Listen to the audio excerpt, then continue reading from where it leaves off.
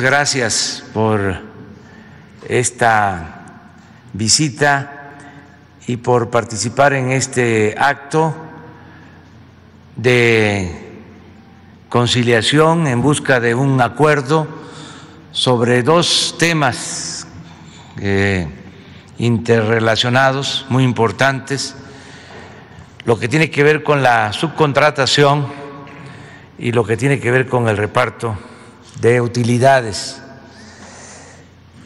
No se puede imponer nada por la fuerza, todo por la razón y el derecho. Y hemos decidido, después de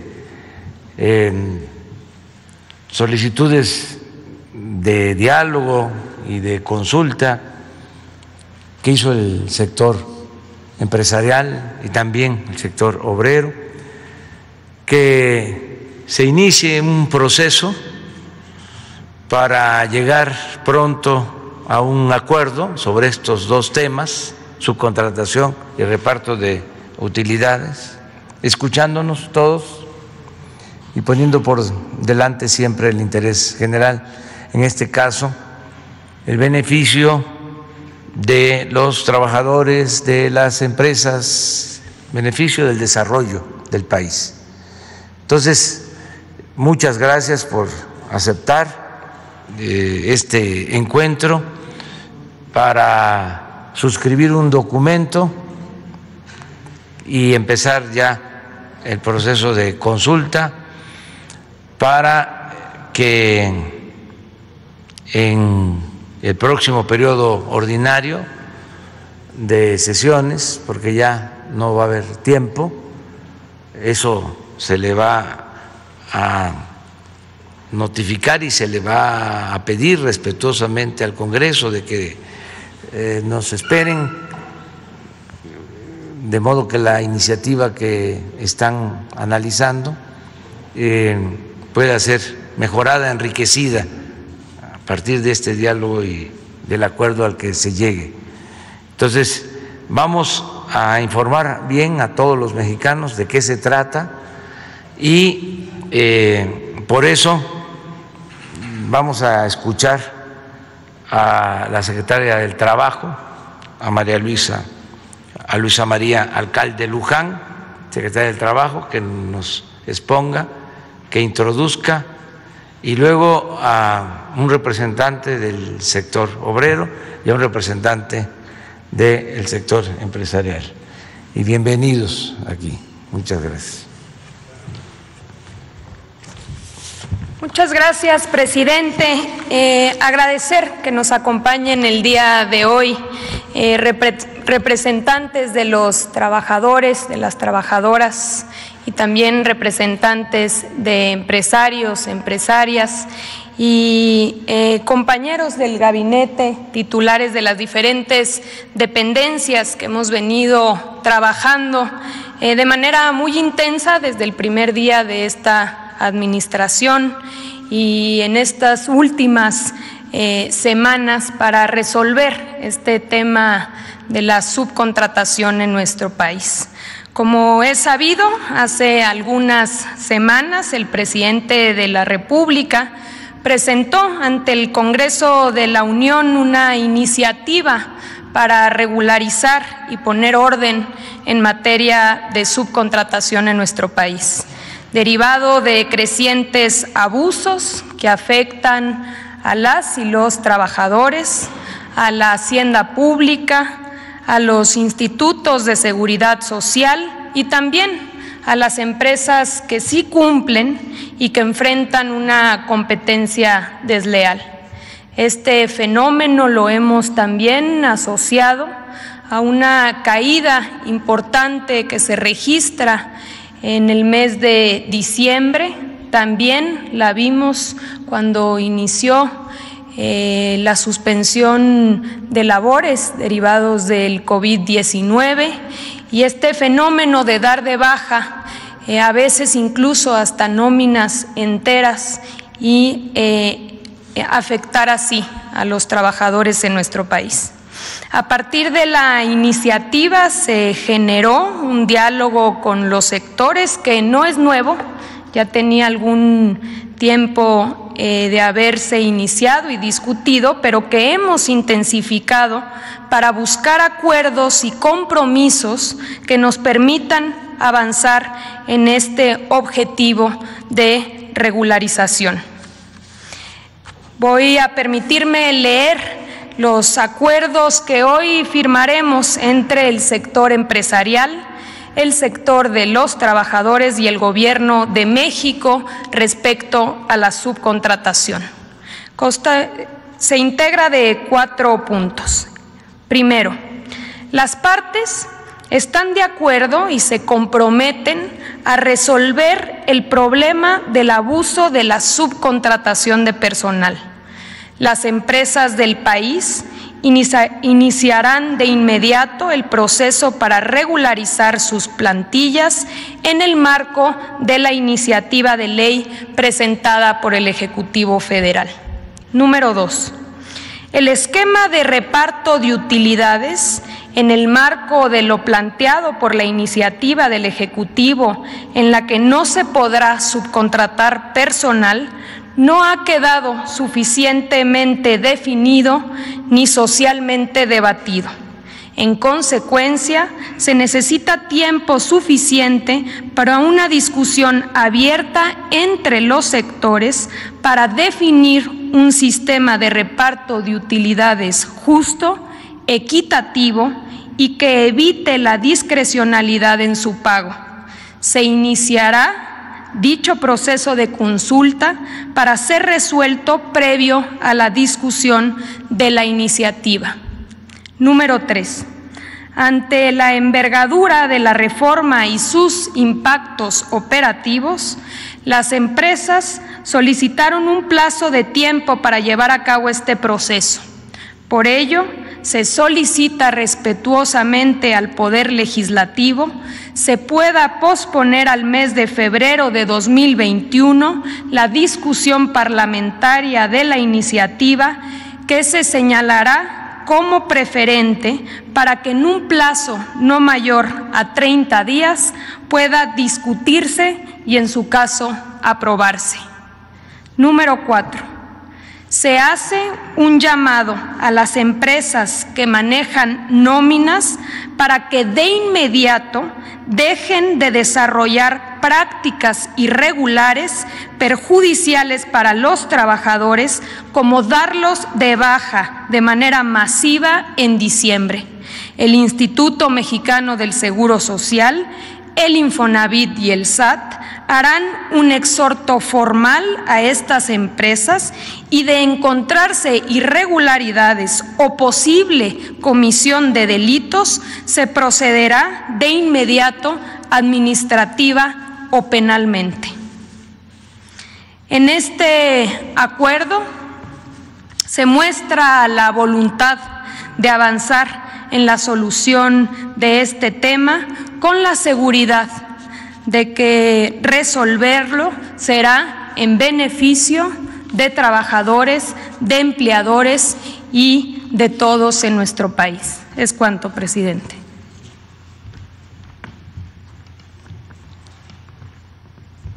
Bueno, de acuerdo al programa,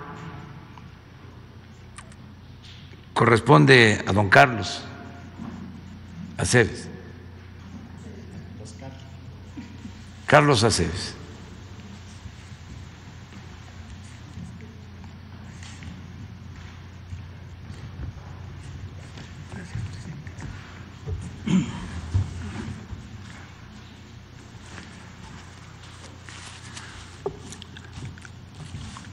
Muchas gracias, señor presidente, por invitarnos a este evento.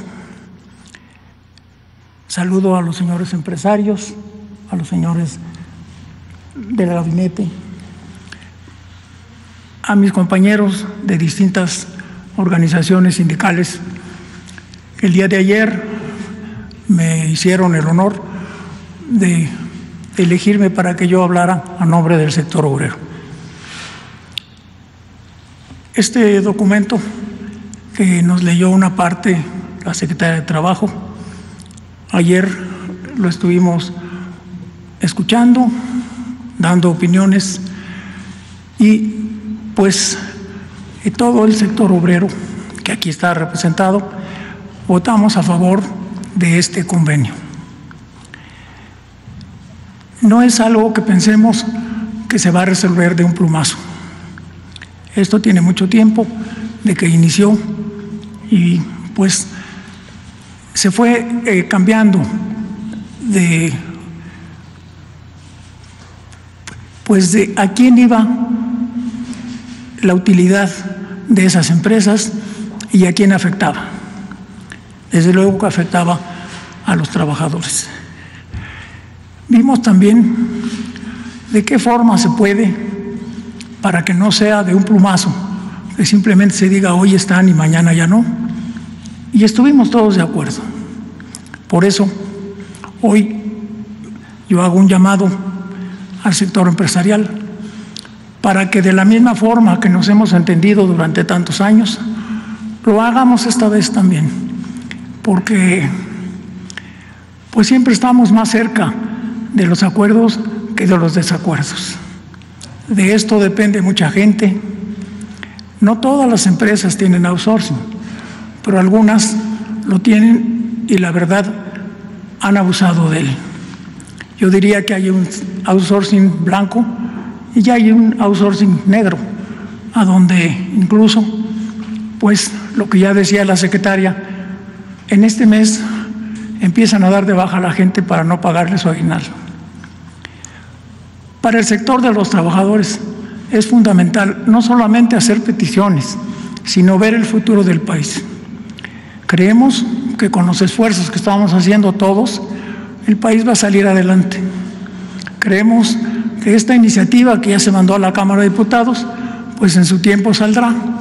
Y qué bueno que hay un tiempo de espacio para quienes tienen este tipo de problemas, pues los puedan resolver. Creo que estar aquí en Palacio Nacional con el presidente de la República, con el sector empresarial y con el sector obrero implica que no hay piedras en el camino, que siempre podemos hablar todos, que porque hablemos con empresarios no es que estemos llegando a convenios que afecten a los trabajadores, que los sindicatos tenemos distintas formas de manejar las cosas, pero todas son respetadas por todos nosotros, también por el gobierno. Por eso creo que no tiene mucho que analizarse del proyecto que nos están presentando y que, repito, estuvimos viendo ayer. Yo represento a la Confederación de Trabajadores de México, soy secretario general y soy presidente del Congreso del Trabajo, pero aquí no es esa mi posición. Los compañeros de distintas organizaciones obreras que están aquí, que algunas veces no pensamos igual, pero al final sí nos componemos, nos entendemos. Ayer salimos convencidos de que esto, para bien de México, pero fundamentalmente para bien de los trabajadores y sus familias, se tiene que resolver. Yo espero que haya pues una buena postura de quienes tienen que también votar o también decidir, que son los empresarios, para que terminemos con este asunto. Yo agradezco mucho que se me dé la palabra y solicito que todos pongamos lo mejor de nosotros. Muchas gracias.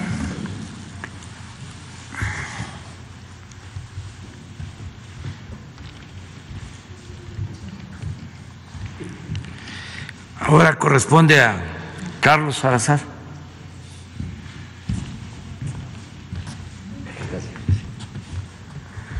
Muchas gracias, señor presidente. Muy buenos días a todos. Yo también celebro el estar aquí reunido con los trabajadores, con los representantes de los trabajadores, muchos de ustedes amigos de mucho tiempo, así que qué bueno que podemos estar reunidos en este momento de diálogo por el bien de México. Agradezco enormemente en todo este proceso la acción tan profesional, también dirigida de la Secretaria del Trabajo, para poder permitirnos un diálogo también, yo creo que profundo en todos los temas, y que de alguna manera nos haya permitido llegar a tener una visión distinta de lo que puede suceder a futuro. El presidente inicia esta reunión de la mañana diciendo que nada debe ser por la fuerza, siempre por la razón y siempre por el entendimiento. A mí me parece que este es el mensaje que todo México queremos escuchar y el que todos estamos de acuerdo. Nosotros privilegiamos siempre el diálogo. Es obvio que podemos tener puntos de vista distintos, pero lo que siempre vamos a tener es el bienestar de los trabajadores como representantes empresariales.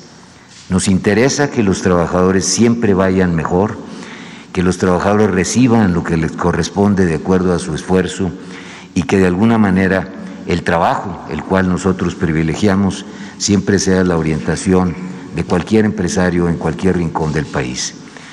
Por eso siempre estaremos en contra de cualquier acción, cualquiera, no quiero saber de dónde ni cómo, que vaya en contra del trabajador.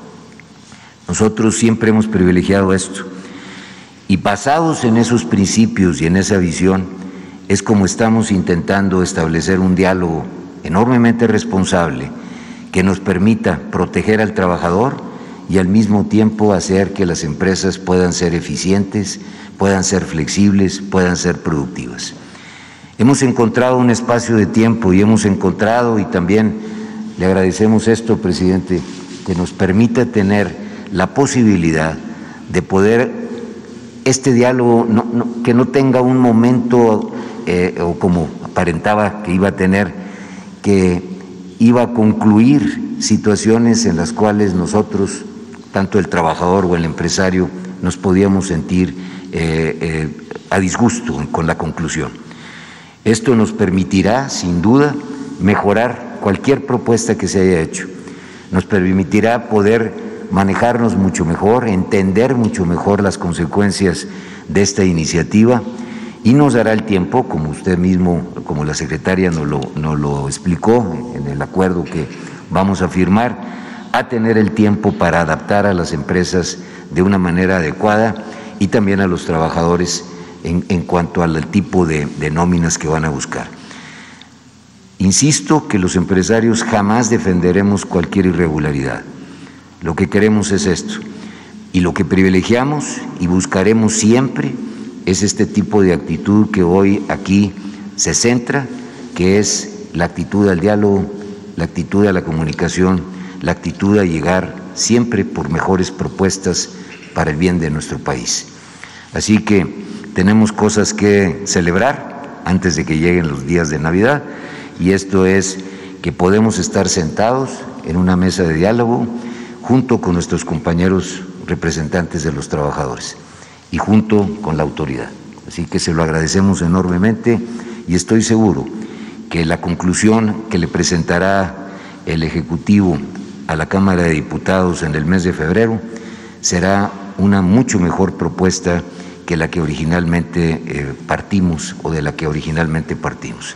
Este es un tema muy revisado, muy diagnosticado, muy discutido, y estoy seguro que con todo esto vamos a llegar a conclusiones muy favorables para todos. Muchas gracias otra vez a la secretaria, a su equipo, un equipo definitivamente muy profesional, y muchas gracias, presidente, por permitirnos siempre estos espacios para poderle explicar a toda la opinión pública, al pueblo de México, como usted dice, las acciones que estamos intentando hacer todos los sectores por el bienestar de nuestro país. Muchas gracias.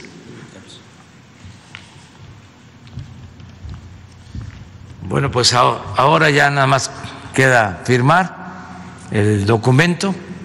De nuevo, muchas gracias, felicidades a todas, a todos. Muchas gracias a don Carlos Aceves de la CTM y representante de todo el sector obrero en esta ocasión. muchas gracias a Carlos Salazar, presidente del Consejo Coordinador Empresarial, que representa a todas las organizaciones del sector privado. Muchas gracias a todas, a todos, y vamos a proceder a la firma. Por la pandemia tenemos que cuidarnos, guardar la sana distancia, por eso firmamos y se abre un receso para luego continuar con la conferencia de prensa. Pero un abrazo, y yo propondría un aplauso por este entendimiento.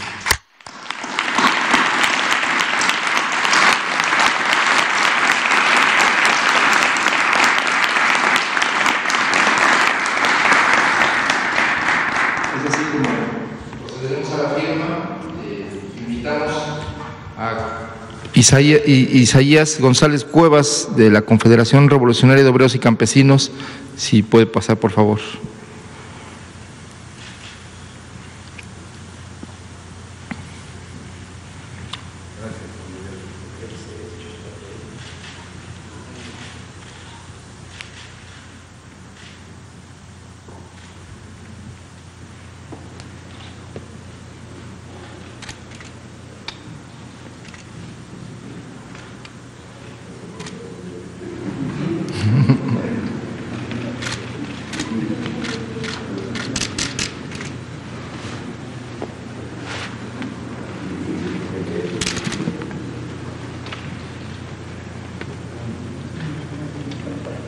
Si puede pasar, por favor, Rodolfo González Guzmán, de la Confederación Regional Obrera Mexicana.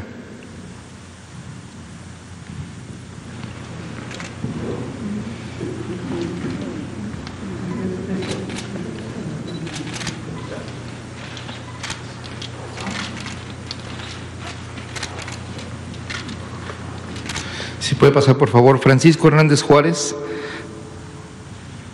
del Sindicato de Telefonistas de la República Mexicana.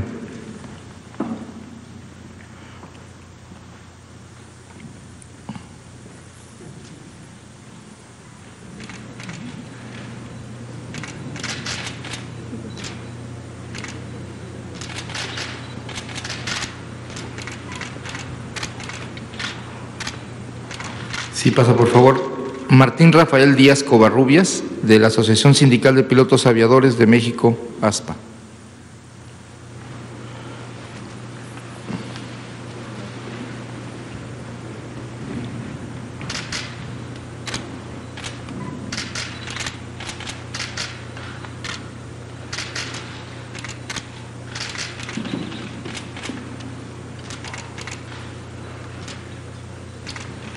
Si puede pasar, por favor, Agustín Rodríguez Fuentes, del Sindicato de Trabajadores de la Universidad Nacional Autónoma de México.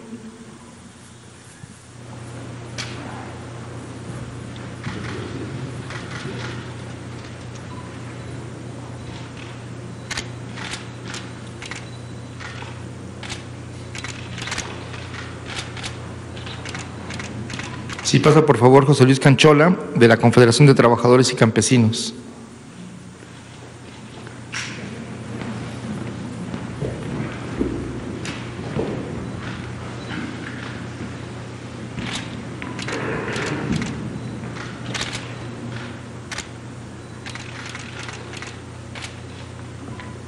Si pasa, por favor, Pedro Aces Barba, de la Confederación Autónoma de Trabajadores y Empleados de México, CATEM.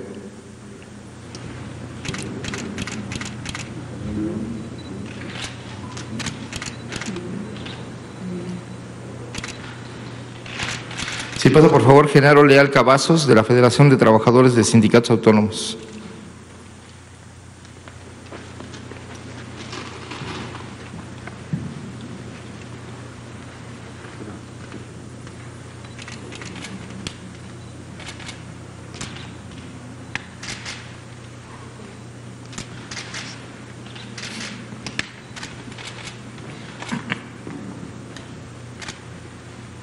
Si pasa, por favor, Felipe Vázquez Tamés, de la Federación Nacional de Sindicatos Independientes.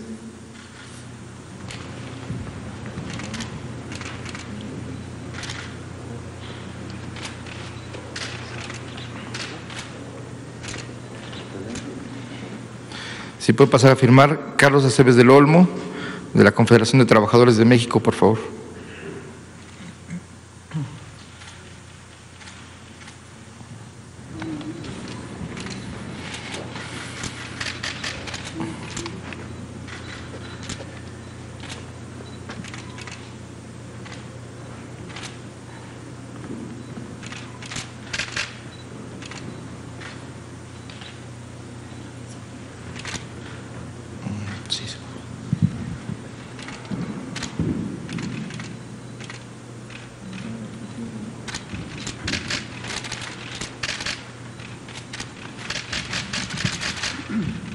Invitamos a los representantes del sector empresarial.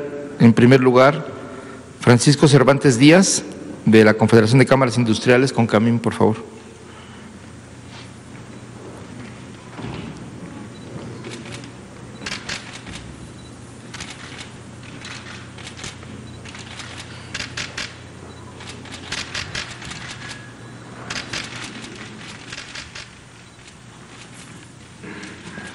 Si puede pasar, por favor, el arquitecto López Campos, de la Confederación de Cámaras Nacionales de Comercio, Servicios y Turismo, con Canaco.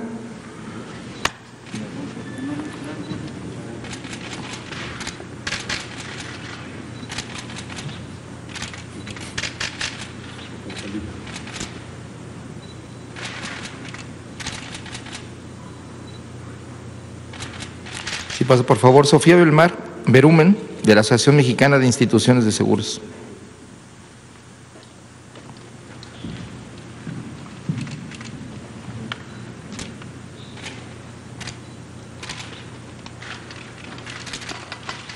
Invitamos a Antonio del Valle Perochena, del Consejo Mexicano de Negocios, a firmar.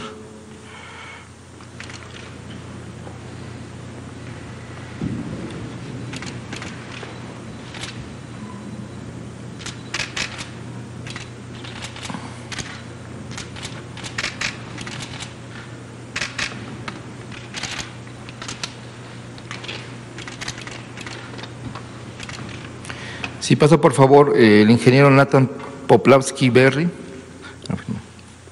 de la Canaco, Cámara de Comercio de la Ciudad de México.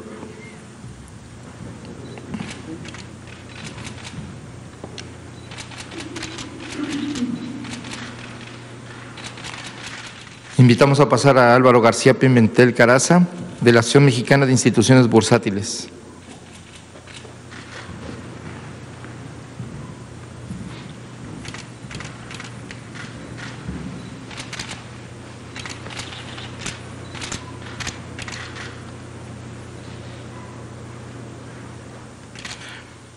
Invitamos al licenciado Vicente Yáñez Soyoa, de la Asociación Nacional de Tiendas de Autoservicios Departamentales, ANTAD.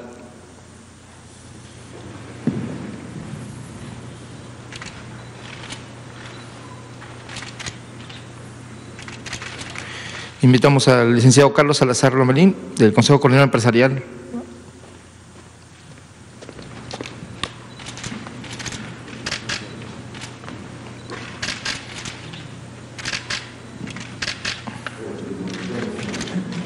Ahí está.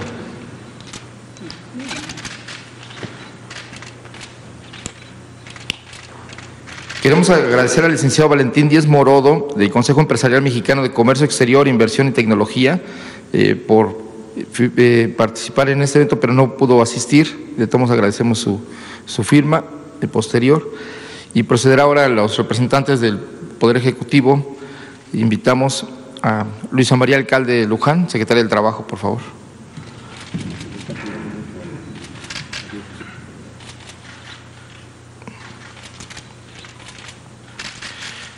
Al secretario de Hacienda y Crédito Público, Arturo Herrera Gutiérrez, por favor.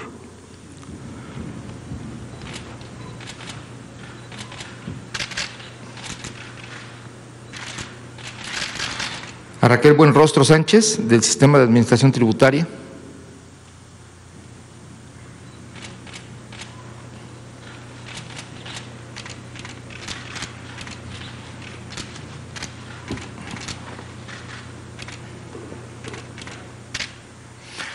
A Zoé Robledo Aburto, director del Instituto Mexicano del Seguro Social.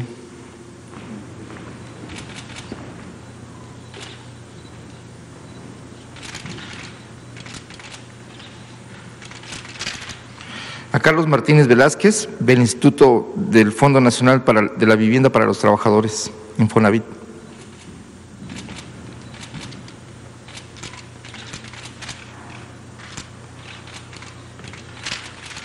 Invitamos a Carlos Romero Aranda, el Procurador Fiscal de la Federación.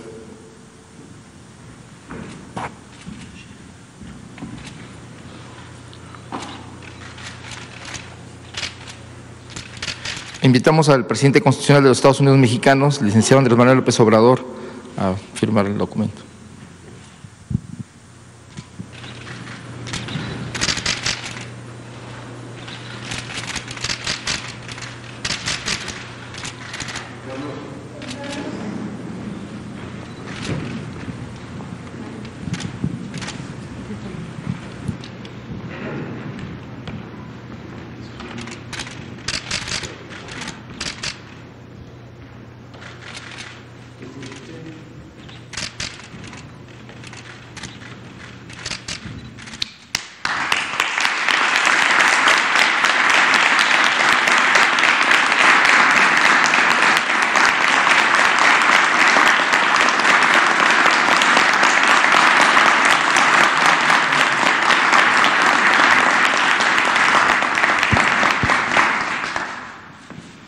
De esta manera termina esta ceremonia y agradecemos a los invitados pues su presencia y pues muchas gracias y que tengan muy buen día.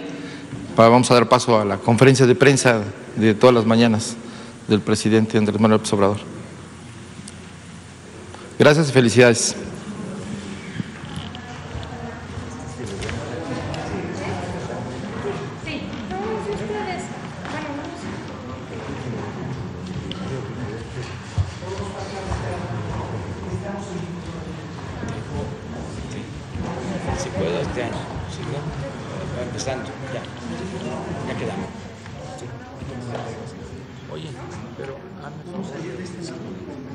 Seguimos la transmisión. Francisco, muchas gracias. Gracias.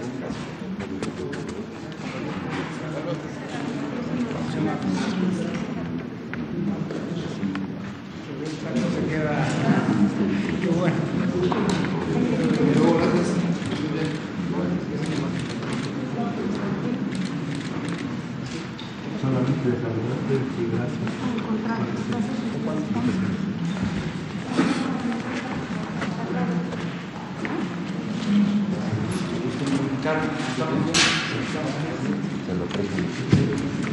¿Cómo vas en eso de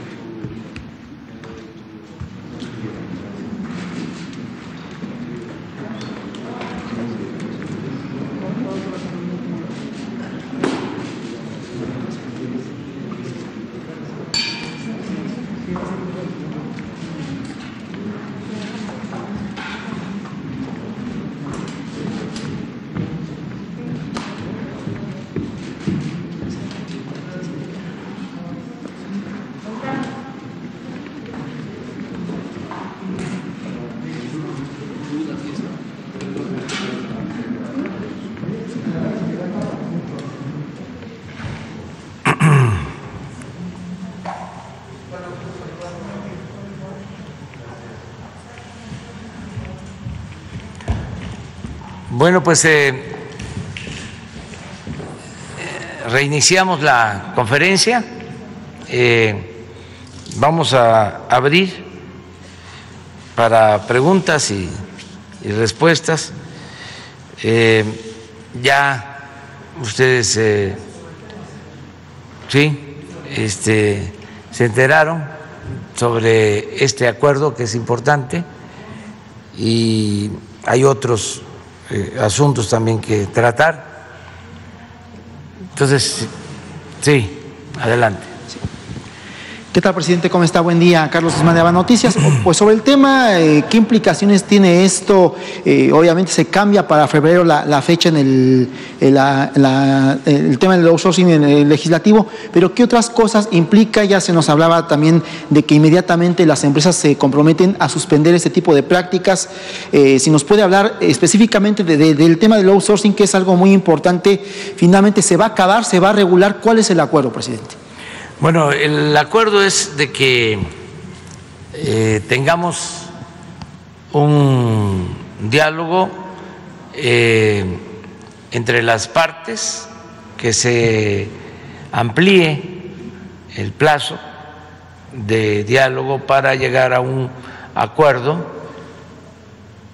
tanto el sector obrero como el sector patronal, sobre este tema, porque está relacionado lo de la subcontratación con el reparto de utilidades.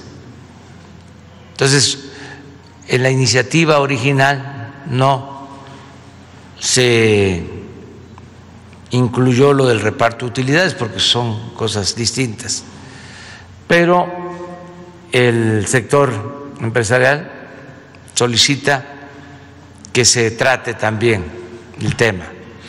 Desde luego, no para quitar el derecho, que es una conquista de los trabajadores, establecida en la Constitución, el reparto de utilidades, sino para que no haya discrecionalidad y se cumpla con el mandato constitucional.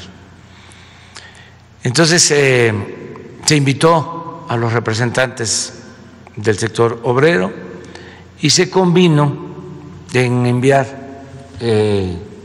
pues una solicitud respetuosa al Congreso para que se posponga el análisis, la discusión y en su caso la aprobación de la iniciativa de ley que enviamos sobre la subcontratación. Hay acuerdo en general de que no debe de existir esta subcontratación de manera discrecional, sin límites, y que se debe de evitar el abuso que se ha hecho. Yo creo que en eso se logró un acuerdo. Los empresarios no están, como aquí se acaba de decir, defendiendo a quienes hacen mal uso de la subcontratación, ¿no?, que afecta a los trabajadores.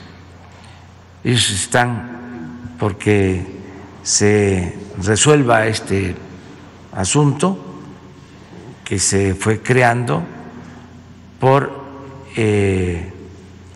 la práctica ilegal, inmoral de despedir a trabajadores y no reconocerles sus prestaciones, sobre todo de fin de año, en este mes de diciembre, el que despidan a trabajadores sin entregarles aguinaldo, sin el reparto de utilidades. Entonces, se va a resolver esta situación, hay ese acuerdo, y solo se va a buscar un mecanismo justo, equitativo, ¿sí?, eficaz para cumplir con la obligación de entregar reparto de utilidades a los trabajadores.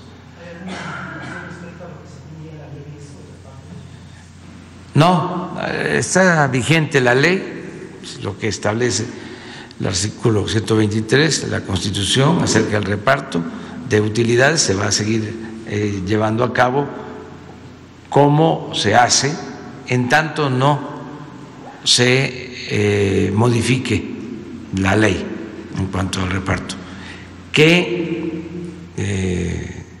no va a ser para perjudicar al trabajador. Vamos a decirlo, partiendo de lo que hay ahora de reparto de utilidades, a veces con abusos en contra del trabajador, sin reconocer este derecho, pero es de lo que recibe el trabajador actualmente hacia arriba, nada que los perjudique. Y rápidamente, aprovechando que tenían los empresarios, se habló de la cuestión del salario mínimo. Eso está pendiente. Estamos también dialogando sobre eso, sobre el incremento del salario mínimo. La comisión que se hace cargo de este tema está trabajando. También no se puede adelantar nada, pero es justo y necesario el que se aumente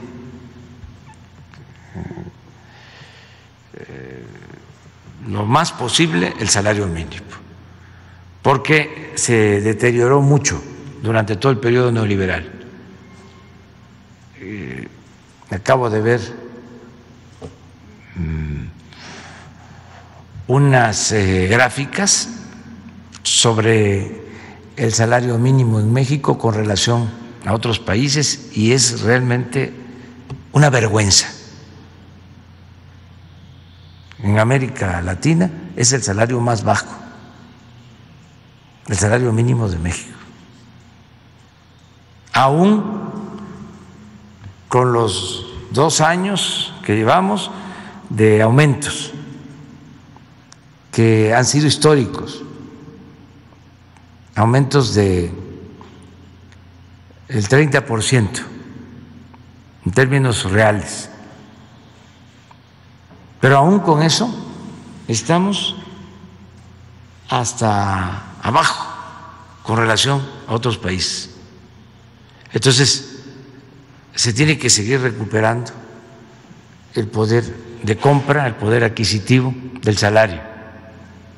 Y también en esto hay acuerdo de parte de los empresarios. Lo que se está analizando es cuánto, pero eso en su momento se va a dar a conocer.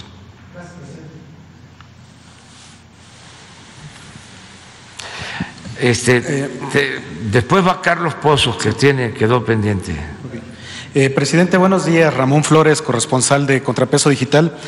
Presidente, el jueves pasado usted habló sobre su desafuero y también habló cómo apoyó al hoy gobernador de Morelos cuando lo querían desaforar. Presidente, Morelos, específicamente en el municipio de Cuernavaca, gobernado por Morena, que ha sido un ejemplo en el combate del COVID-19, en diversos medios ha sido reconocido como un municipio modelo. Debido a esto, hay un empresario de nombre Cristian Isaías Contreras Luna, que se denomina o se autodenomina líder anticorrupción del municipio y que tiene más de 16 denuncias, una por violencia intrafamiliar y otras por amenazas a distintas personas, y que ha intentado abrir su giro negro en plena pandemia, y como los protocolos sanitarios no lo autorizan, ahora la emprendió en contra de la administración municipal, del presidente municipal y sus funcionarios por presuntas corruptelas que hasta el momento no se han podido comprobar. Hay una víctima preso el día de hoy en el penal de Atlacholoaya, presidente, que es el subdirector de Protección Civil del municipio de Morelos, ya que ese empresario primero lo acusó de amenazas, aduciendo que lo había amenazado su escolta del subsecretario, cosa que no se ha podido comprobar, pero luego lo acusa de extorsión, de que le pedía de 5,000 a 200,000 pesos, también no lo pudieron comprobar. Y entonces son confusas las acusaciones, pero el fiscal anticorrupción de Morelos, en conjunto con el juez Eddie Sandoval Lomé, le fincaron prisión preventiva oficiosa sin tener claro cuáles son las acusaciones. Presidente, en su segundo informe usted dijo que no se violan los derechos humanos y que ya no hay injusticias. Mi pregunta, presidente, en concreto es: ¿puede un empresario estar por encima de la ley y tratar de someter a las autoridades municipales? ¿Se puede revisar el caso del subsecretario de Protección Civil, Gonzalo Barquín, y que informen cuáles son las causas de su prisión preventiva y el por qué el subsecretario no puede llevar su proceso en libertad? Porque le están violando todos sus derechos. Es un funcionario que está en funciones, valga la redundancia, y está preso ahorita en el penal de Atlacholaya simplemente por no dejar abrir un giro negro, mi estimado presidente. Pues sí, vamos a revisar el caso. Ofrecemos que la Secretaría de Gobernación lo va a atender. Le das la información a Jesús y se busca que sea atendido este asunto por Alejandro Encinas, subsecretario de Gobernación. Aquí traigo todas las pruebas, no sé si nos pueda recibir el subsecretario Encinas después de la mañanera, porque la verdad es que los están extorsionando. Hay un video en redes, que ahorita yo se lo voy a entregar a través de Jesús, donde les mandaron a hacer el video y le dicen así textualmente que el subsecretario de Protección Civil diga lo que se ha robado el presidente municipal o si no van a atentar en contra de su familia. Y eso ya es muy grave porque es un video que está en redes, pues. Sí, de inmediato, o sea, hoy te atienden, ¿sí? En Gobernación. Ok. Presidente, mi segundo planteamiento es, en los sismos del 2017, muchas personas fueron afectadas, incluyendo los maestros, alumnos y trabajadores de la Universidad Pedagógica Nacional, perteneciente a las unidades en la Ciudad de México. Durante este tiempo han estado buscando bienes inmuebles acordes al servicio de educación que ellos prestan. Hasta el momento, sin poder encontrar un lugar digno en donde trabajar, incluso los quieren juntar con otros 2 planteles en un solo edificio que no cumple con las condiciones de seguridad para poder ejercer su trabajo, y ahorita también le voy a entregar las pruebas. Señor presidente, mi pregunta es, ¿se les puede construir o conseguir instalaciones acordes a las actividades que realizan estas unidades de la Ciudad de México de la Universidad Pedagógica Nacional? Sí, vamos viendo. Con el secretario de Educación, con Esteban Moctezuma, y se busca si hay algún edificio, por lo general siempre hay, para que puedan tener su plantel educativo. Y si no, se ve la manera de que se construya, pero lo vemos, es una responsabilidad nuestra. Y por último, presidente, usted conoce muy bien nuestro estado de Veracruz, yo soy originario de Veracruz, conoce bien los 212 municipios, pero nos han pedido a través de nuestro canal de Contrapeso Digital que le hagamos una pequeña petición de que, pues, a 2 años de su mandato hay un glorioso municipio llamado Río Blanco, Veracruz, que es que es precursor del movimiento de revolución de los mártires de 1907, que fueron masacrados por el régimen de Porfirio Díaz. Le están solicitando si a 2 años de su mandato usted podría ir a la conmemoración este 7 de enero allá al municipio de Río Blanco, Veracruz, porque es algo esencial para los habitantes de Río Blanco, Veracruz, porque parece ser que es un municipio estigmatizado, porque después de que se levantaron en contra del régimen de Porfirio Díaz, pues han sido olvidados por más de 100 años, ¿no? Entonces, lo que le piden es participar en la Cuarta Transformación. Ahorita está gobernado por Morena también, ya se quitaron el yugo del PRIAN, pero le solicitan si podría ir usted a la conmemoración del 7 de enero este próximo mes que viene. Gracias. Sí, vamos viendo cómo está la agenda. Sí, me gustaría mucho ir. He estado varias veces. Claro que conozco la historia de los trabajadores de Río Blanco, de esa huelga histórica que fue reprimida en enero de 1907, después de Cananea. Fueron las 2 huelgas que expresaron la inconformidad que había de los trabajadores por las condiciones injustas de explotación del porfiriato, sobre todo en la industria textil, no solo Veracruz, sino Puebla, Tlaxcala. Hubieron huelgas porque tenían que trabajar 16 horas, salarios pues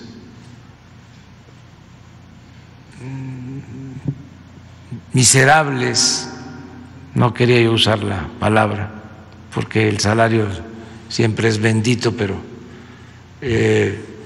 salarios muy raquíticos, trabajaban hasta los niños, y cuando se llevan a cabo todas estas manifestaciones, estas huelgas, pues se reprime a los obreros, se asesina masivamente a obreros. Hay un testimonio de un periodista de ese entonces que en los vagones del ferrocarril llevaban a los cuerpos de los obreros masacrados a tirarlos al mar, a Veracruz, para que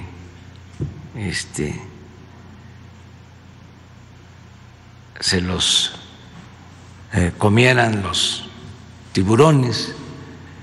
Muchos se salvaron porque ahí alrededor de Río Blanco hay montañas, se fueron a la sierra a protegerse. Muchos dirigentes también de Río Blanco fueron enviados a lo que se conocía en ese entonces, fíjense lo que son las cosas, como la Siberia mexicana. Quintana Roo era un gran penal del Porfiriato. Entonces, muchos se fueron detenidos, presos allá, murieron por las enfermedades tropicales, historias muy tristes. Entonces, gracias a esas luchas, pues se avanzó para reconocer los derechos de los trabajadores, la jornada de 8 horas, el salario mínimo, derecho a prestaciones, vacaciones que no habían, tenían que trabajar hasta los domingos, no había nada, absolutamente. Entonces son unos insensatos los que sostienen que era muy bueno el régimen porfirista y que la revolución no sirvió. Creo que no analizan bien las cosas, ¿no? La revolución fue muy importante. Claro, hubo pérdidas de vidas humanas, violencia, muchos sacrificios, pero no fue en vano. Entonces, si puedo, de acuerdo a la agenda, voy a Río Blanco. Es histórico Río Blanco. Ahí comenzó su campaña precisamente por este hecho Francisco I. Madero, ¿sí? Y lo respaldaron los obreros. Entonces, vamos a tomar en cuenta la invitación para ir a Río Blanco. Muy bien. Carlos Pozos. Muy buenos días, presidente de todos los mexicanos. Su servidor Carlos Pozos, reportero de La Molécula Oficial y columnista para la revista Petróleo y Energía. Buenos días para quienes nos ven y nos escuchan. Antes que inicie con mi sesión de preguntas, quiero recordarle que usted hizo favor de autorizar hace unos meses atrás la edición de este libro desde Neftalí Celis, es Furor y Mansedumbre, y habla pues de la historia de nuestro país. El autor ha hecho un esfuerzo y ha financiado un pequeño tiraje y le manda estos ejemplares para usted, para su señora esposa y para Jesús, y en espera pues de que se pueda destrabar esta edición.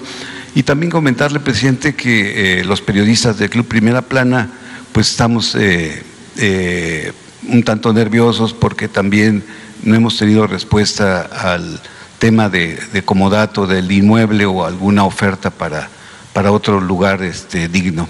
Entonces nada más esperaremos eso. E inicio con mi primera pregunta, señor presidente. En días atrás, consejeros electorales como José Waldenberg dicen que usted gobierna autoritariamente, presidente. Acusan que no entiende los límites que marca la ley para el ejercicio del poder. Dicen que el mayor reto es lograr que el presidente se ciña a las reglas de no difundir publicidad oficial durante las campañas políticas, y las conferencias mañaneras son un mecanismo de promoción de las acciones del gobierno. ¿Habría algo que responderle a estos consejeros y al presidente del INE, señor presidente? Pues nada, yo creo que hablan los hechos. Acabamos de firmar un acuerdo con los representantes del sector empresarial y del sector obrero, porque se busca en todos los casos el diálogo y el acuerdo.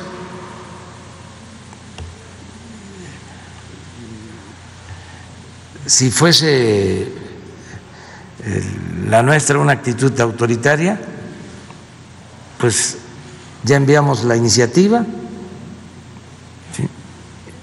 Y los legisladores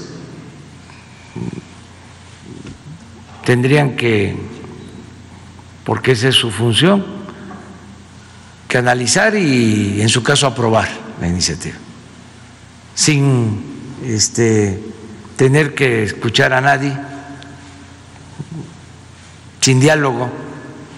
Eso sería, por ejemplo, una actitud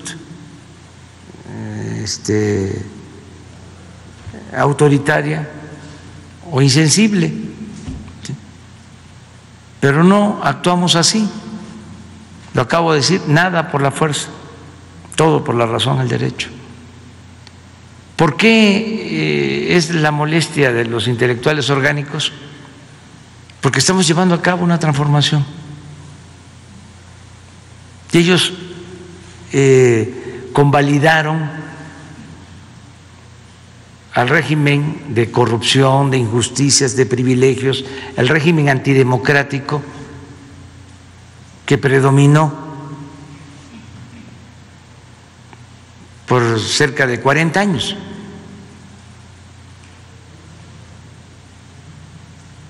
Entonces, porque ellos se dedicaron a aplaudir. Entonces ya es distinto,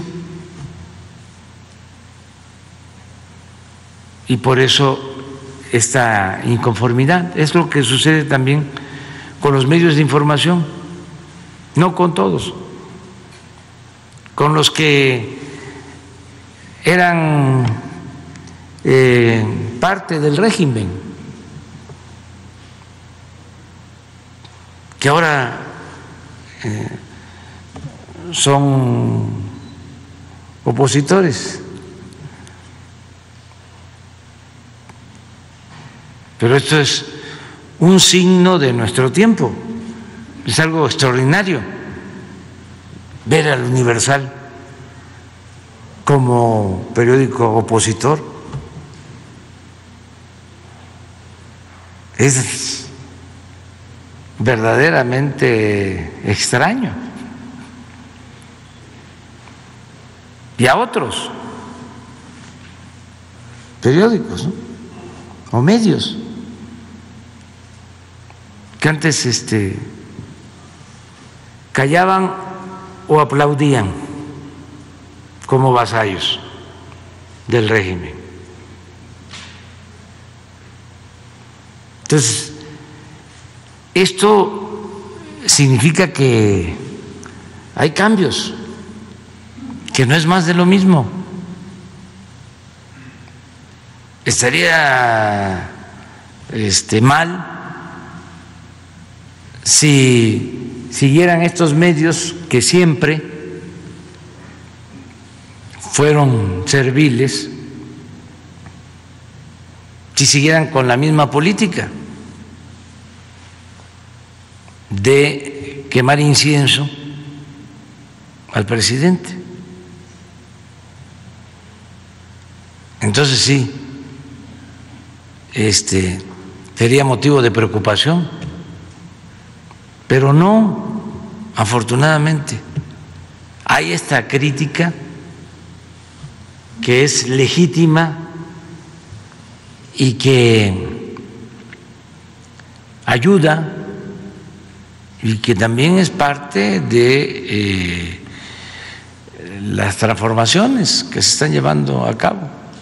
Pero ven a la conferencia mañanera como un mecanismo de propaganda de acciones de gobierno, presidente, y eso. Pues es que ellos quisieran que fuese como antes, en donde se guardaba silencio y no había posibilidad de réplica, no había un diálogo circular, no había una comunicación, no había mensajes de ida y vuelta, nada más ellos.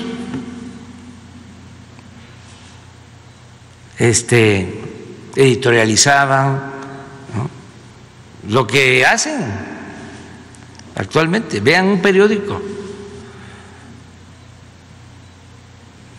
vean el Universal hoy. No lo he visto, pero no hace falta. Me lo imagino. Vean el Reforma.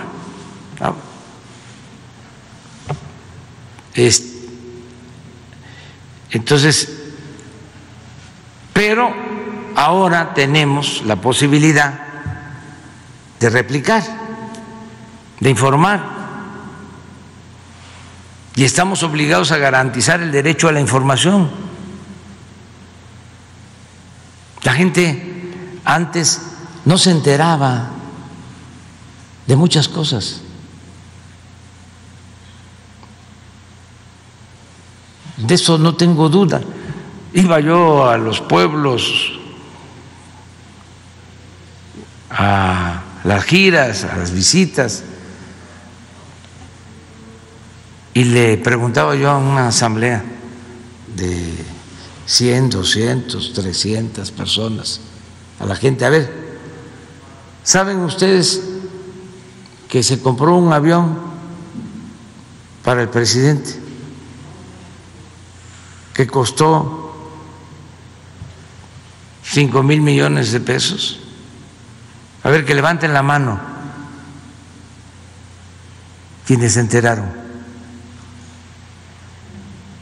Uno levantaba la mano de 300. A ver, que levanten la mano los que no estaban enterados, los que no lo sabían. Todos. Así era. Y eso es lo que quisieran estos intelectuales orgánicos, que siguiera sucediendo. Y que todo se limitara a una información de élite de la llamada sociedad política, y que la gente no contara con información, porque además hay un desprecio hacia el pueblo. Se piensa que el pueblo no sabe de los asuntos públicos, que la política es asunto de los políticos. Además, imagínense un artículo de un intelectual orgánico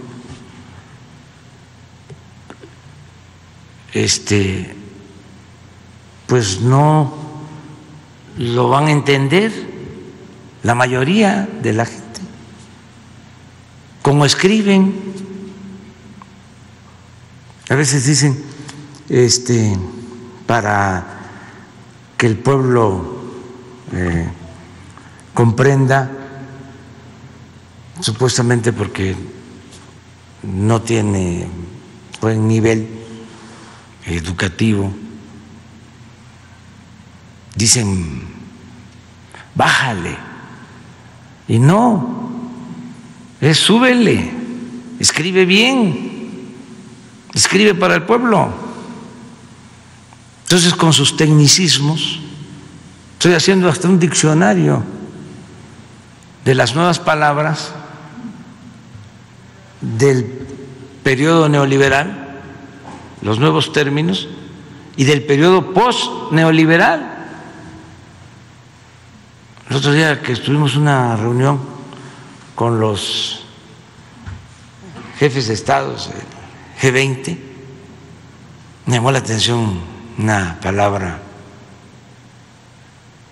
que se usaba mucho, que tiene que ver con integración, o con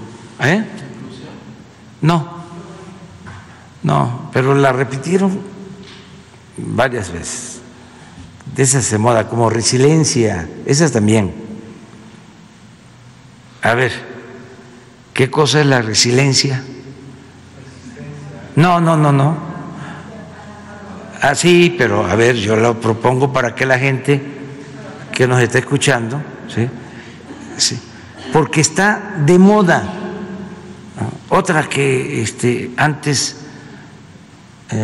no se usaba y ahora se usa mucho, empatía. Hay simpatía o hay antipatía, pero esta es empatía. Pero esta que me voy a acordar. Entonces, imagínense un intelectual orgánico en su escrito hablando de la resiliencia y estoy tratando de acordarme porque me llamó la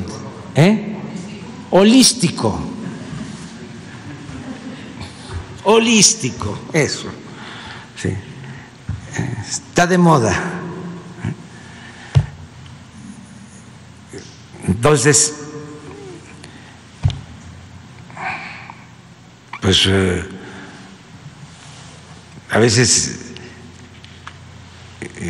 cuestionan, ¿no?, el habla popular, pero es la mejor manera de que la gente tenga información, hablarle al pueblo, que lo que escribió Cervantes en el Quijote usó holístico, resiliencia, nada, es un lenguaje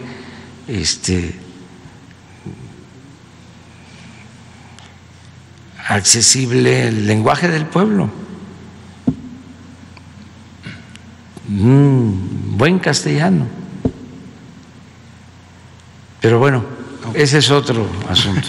Pero que nos permitan seguir informando a todos los ciudadanos. Es una obligación, además, que tenemos como autoridad, informar. Señor presidente, en este espacio nos ha dicho usted que el mayor robo a la nación que se haya cometido fue el tema del Fobaproa. Carlos Cabal Peniche, en contubernio con gobiernos neoliberales, le pagaron una deuda por más de 50,000 millones de pesos. ¿Qué opinión le merece a usted que este polémico personaje tabasqueño ahora se diga cercano a su proyecto? Pues no está cercano al proyecto nuestro. Él tiene actividades empresariales, pero no existe ninguna relación con nosotros. Al menos yo no lo veo pues desde hace como 30 años. O sea, por si hace falta aclararlo, o sea, no lo he visto. Bien, presidente. Y mi última pregunta, señor presidente, y recalco, presidente de los Estados Unidos mexicanos, porque así lo dice nuestro escudo nacional y porque así lo dice nuestra Constitución. Presidente, 6 gobernadores aliancistas violan el numeral número 1 de la Constitución, que prohíbe la celebración de alianzas o coalición de estados, así como el artículo 128 constitucional, que establece que todo funcionario público, sin excepción, antes de tomar posesión, protesta guardar y hacer guardar la Constitución y las leyes que de ella emanen. Jaime Rodríguez, gobernador de Nuevo León, amenaza con la figura del general Bernardo Reyes. El gobernador de Jalisco dice que no acatará la estrategia de la lucha contra la pandemia. Presidente, ¿considera usted que buscan a México estos gobernadores aliancistas balcanizar a nuestro país, o bien está en marcha una estrategia de golpe suave que consiste en abatir la voluntad política de su gobierno a través de la difusión de mentiras y un boicot informativo para regresar a los métodos de sexenios neoliberales? Mire, la verdad que no tenemos una oposición muy fuerte. Además, los conservadores han actuado por la vía pacífica, no ha habido violencia. Entonces, no hay nada que temer, tiene que haber oposición, si no sería una dictadura, no habría democracia. Es legítimo que haya gobernadores que están en contra de nosotros, como es el caso del gobernador de Jalisco, como es el caso del gobernador de Nuevo León, de Tamaulipas y otros. Es normal, es consustancial a la democracia.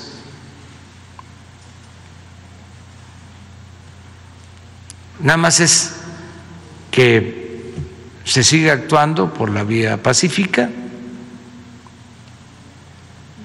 y en el marco de la Constitución, de las leyes, y que haya debate, diálogo, que haya debate y que se informe a la gente y que se argumente, que cada quien dé su punto de vista. Prohibido prohibir. Sería muy aburrida la vida si todos pensáramos de la misma manera. Nos pasaríamos todo el tiempo bostezando. No se puede, es que los pueblos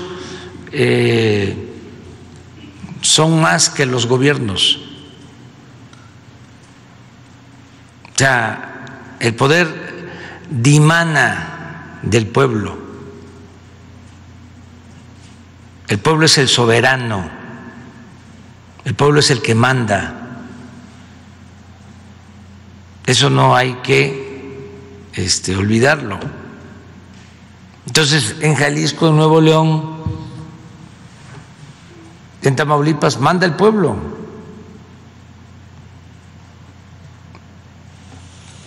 Nosotros somos representantes del pueblo, pero el pueblo tiene en todo momento el derecho de cambiar la forma de su gobierno. El pueblo pone, el pueblo quita.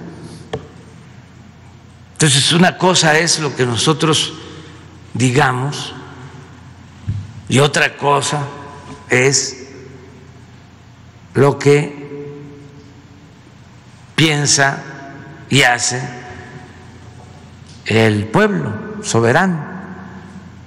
Esa es la democracia. Entonces, si hay una polémica entre el presidente y un gobernador, pues el pueblo escucha, tiene los distintos puntos de vista y el pueblo pues actúa con criterio y decide. Y cuando se expresa quién tiene la razón o a quién le da el pueblo la razón, pues cuando hay elecciones o cuando hay un ejercicio de democracia participativa, se consulta al pueblo. También con la democracia representativa en los congresos, cuando se elaboran las leyes o se reforman, ahí los representantes del pueblo, que son legisladores, diputados, senadores, diputados locales en los congresos estatales, pues resuelven, deciden. Por ejemplo, en la polémica esta sobre las participaciones federales, pues hay una ley de coordinación fiscal y yo siempre invito a los gobernadores opositores a que presenten una iniciativa de reforma a la Constitución. Si dicen que no se les entregan recursos suficientes, pues lo que procede es que se reforme la ley de coordinación fiscal, porque nosotros tenemos que enviar los recursos a los estados de acuerdo a esa ley. No podemos dar más a un estado y quitarle a otro, porque hay una fórmula en esa ley. Y también no se puede gobernar a partir del chantaje. Vamos a entendernos. Ya no voy a criticar al presidente, pero a ver,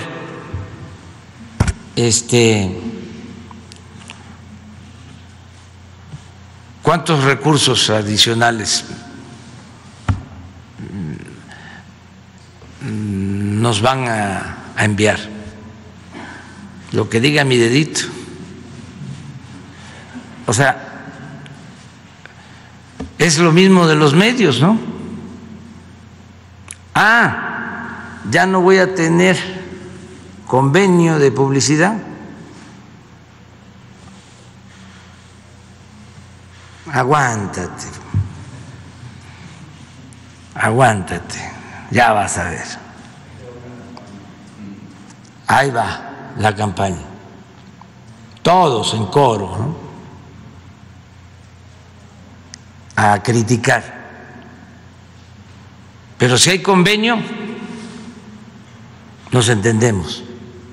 Pues no, porque un convenio, para que no critiquen al presidente, pues puede significar 200, 300, 400, 500 millones de pesos. Y yo lo veo, lo traduzco eso en becas para estudiantes pobres. Entonces, ¿qué digo? Si ya estoy acostumbrado a recibir ataques, porque ya llevamos tiempo luchando, pues aguanto. Además tengo mi conciencia tranquila, ese es mi escudo, y nos ahorramos 300, 400, 500 millones ¿Cuántas becas para niñas, niños, pobres? Entonces, eso es todo. Antes, ¿cómo se repartía el presupuesto? Eran partidas de moches. Le daban a cada diputado. Y ojalá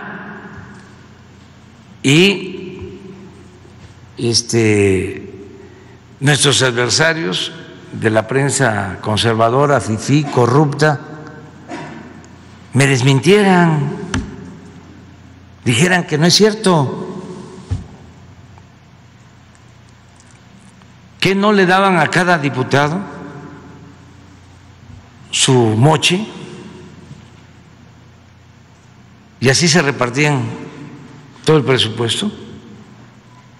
Bueno, hay hasta una denuncia de que para aprobar la llamada reforma energética sobornaron a legisladores. Entonces,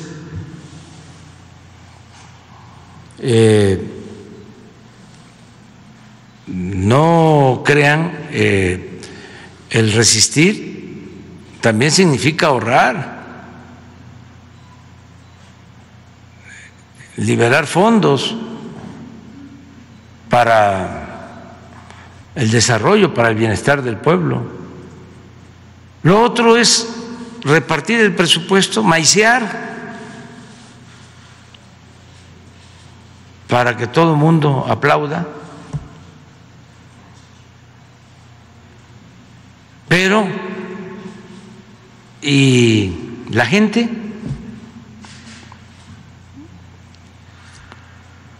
¿No cuenta el pueblo como se pensaba antes? Y a lo mejor se sigue pensando de la misma manera, nada más que por la hipocresía no se externa. ¿Qué se pensaba? El pueblo no cuenta. El pueblo no importa. Somos nosotros los políticos. Entonces, todo el presupuesto se quedaba en unas cuantas manos, en una minoría. Entonces, a mí me da mucho orgullo que el 70% de las familias de México, 70%, reciban algo del presupuesto nacional.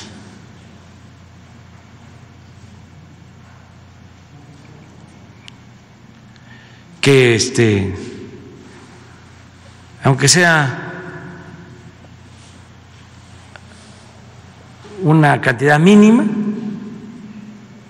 están recibiendo, ya sea en un programa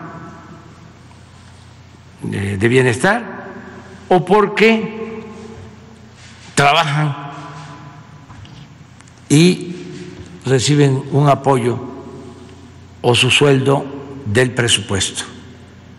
Sean maestros, sean médicos, sean enfermeras, sean marinos, sean soldados, o quien no trabaja en el servicio público, no es un trabajador del Estado, pero tiene una beca, tiene una pensión, algo del presupuesto. Y el 30%, y lo he venido diciendo, el restante que no depende directamente del presupuesto, hoy en día tiene la libertad y tiene la posibilidad de progresar y de salir adelante y no tiene que pagar tantos impuestos porque no hemos aumentado los impuestos y tiene también la garantía de que no está aumentando la gasolina como era antes y tiene la garantía que es, considero lo más importante, de que se está procurando que vivamos en paz.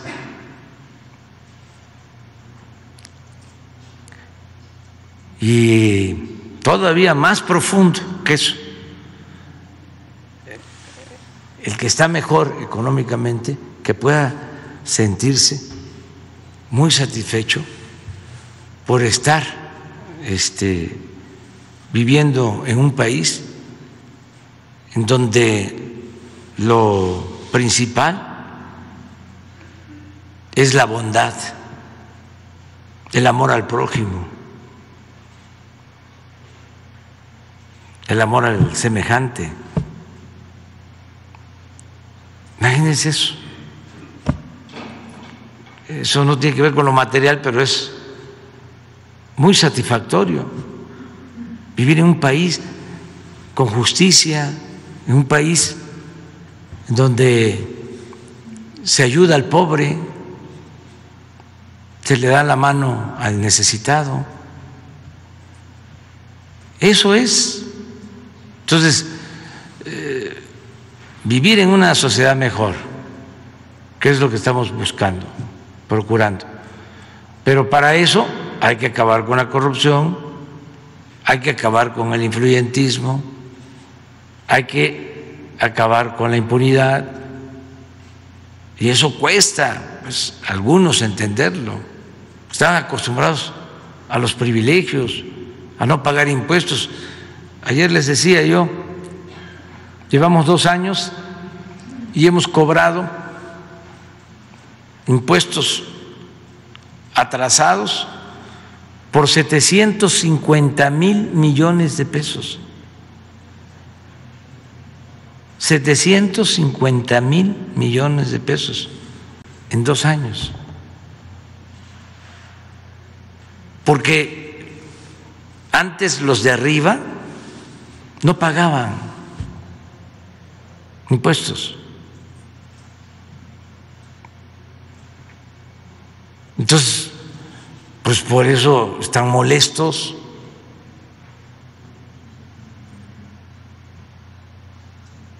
Porque vivían con privilegios. Pero en fin, eso es lo que sucede, ¿no? Nuria. Hola a todas y a todos, soy Nuri Fernández de La Caracola y mi pregunta tiene que ver con pensar salir de la pandemia con políticas que combatan el neoliberalismo. Y entonces está la propuesta en el G20 que hizo usted de aminorar la carga de la deuda, tanto en capital e intereses, para los países pobres, y también de que los intereses para los países de mediano desarrollo sean iguales que los de los países desarrollados, porque son mayores. Y ahora que se menciona lo del outsourcing, y usted hacía referencia a cómo aquí el salario mínimo era como el de Haití, a nivel internacional, hay otro rubro en el que hay un atraso muy grande, y ese rubro es el gasto social. Aquí se destinaba el 3% del presupuesto al gasto social.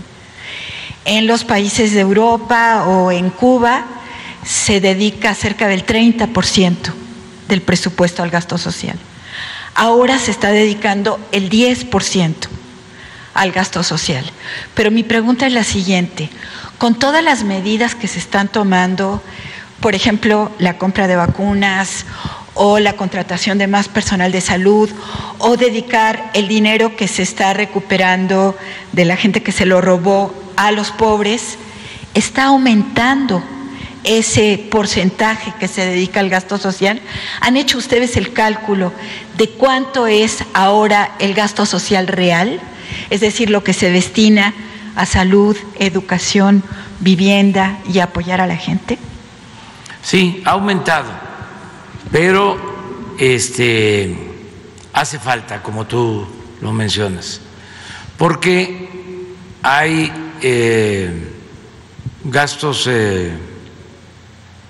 fijos, o sea, compromisos que ya están establecidos, ¿no? Por ejemplo, del presupuesto,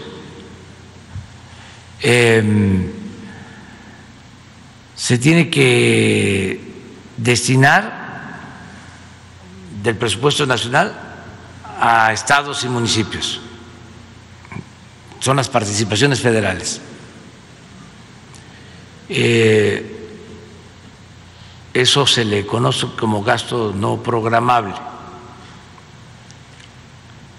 que es una cantidad importante. Pero bueno, es presupuesto, esto es para beneficio de todos los mexicanos. Y luego hay lo que se destina al pago de servicio de la deuda, que eso sí es preocupante porque son como 700,000 millones de pesos del presupuesto. Entonces ahí van descontándose, ¿no? Ya una cantidad considerable. Luego está el llamado gasto corriente, lo que cuesta mantener al gobierno, que antes era muchísimo en proporción al presupuesto general, porque fueron creando aparatos y aparatos en el gobierno con este propósito de cooptar, para decirlo elegantemente, maiciar, para decirlo coloquialmente. Entonces, para todo, oficinas, organismos con directores, subdirectores, asesores, sueldos elevadísimos. Entonces, el gobierno llegó a estar ensimismado, es decir, el presupuesto era para mantener al gobierno. Los sueldos, imagínense, comprar un avión que ahora no lo podemos vender porque es pues extravagante. Si fuese un avión normal no costaría trabajo venderlo, pero fue hecho para el presidente en turno, especial, un avión que tiene posibilidad de transportar a 240 pasajeros, lo convirtieron en un avión para 80, porque pues tiene recámaras y tiene oficina y sillones así, que no son las sillas de los aviones comerciales. Entonces, pues ahí se iba todo, los sueldos, todavía tenemos ese pendiente, porque hubieron quienes ampararon y lograron amparos, y todavía hay ministros que están ganando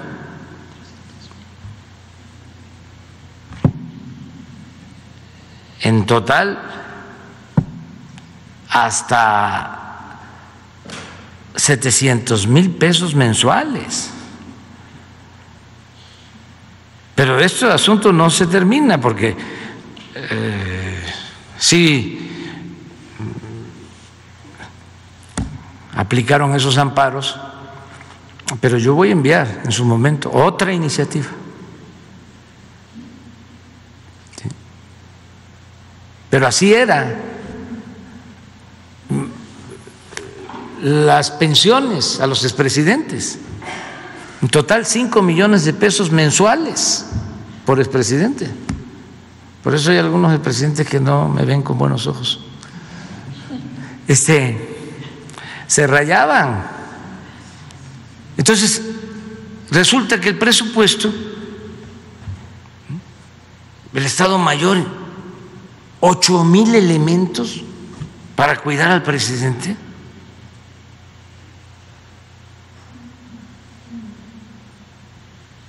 Entonces, todo eso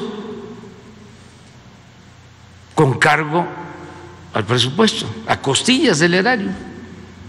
Entonces, lo que quedaba para inversión, pues era muy poco.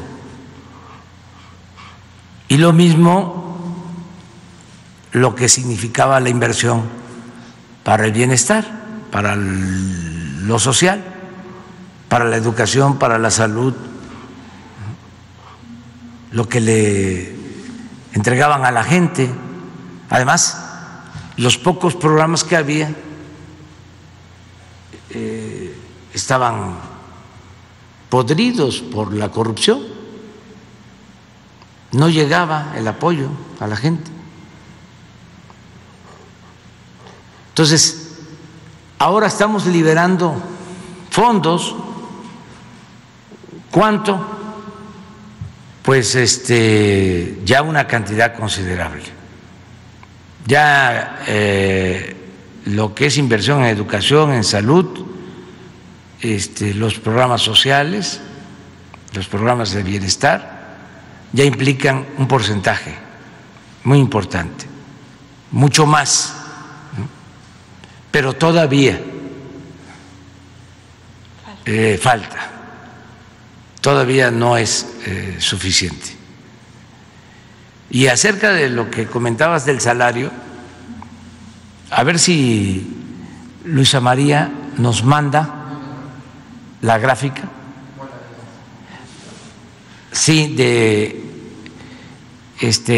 cómo están los salarios en México, o cómo está el salario mínimo en México con relación a otros países del mundo.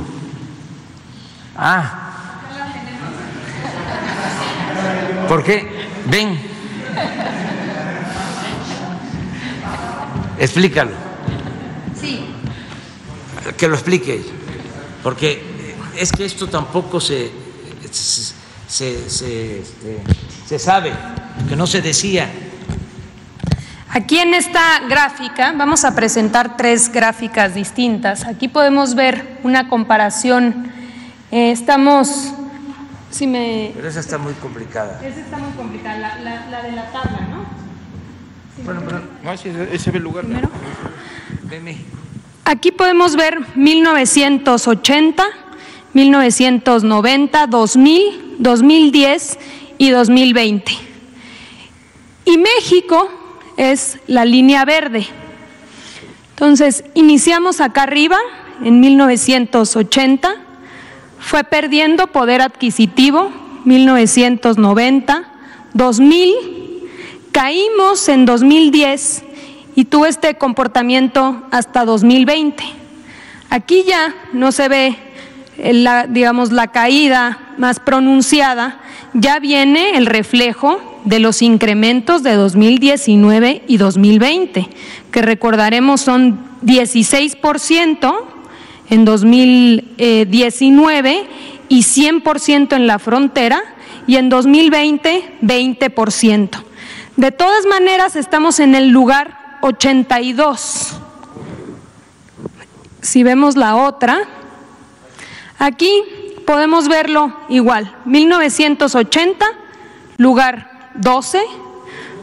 En el mundo, estamos hablando del comparativo mundial, entonces número 12, 1980, caímos al lugar número 30 en 1990, adelante. De 1990 fuimos cayendo hasta, hay una antes, nada más para ver en 2000, aquí hasta lugar 48 en el 2000, y luego caímos en 2010, adelante, hasta el lugar 81. Todavía perdimos un lugar más para 2020, ¿no? Entonces, con un plan de recuperación, la idea es que podamos ir recuperando el poder adquisitivo que perdimos durante estas 4 décadas. Sí, si podemos mostrar las otras.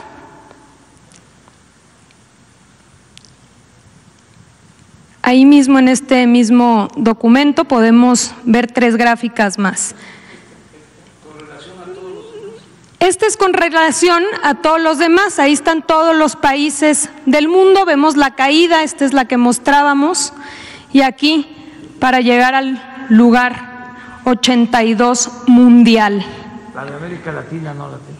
Aquí está América Latina, podemos comparar, ¿no?, cuál es el comportamiento de todos los países, y la línea verde es el comportamiento del salario mínimo en nuestro país.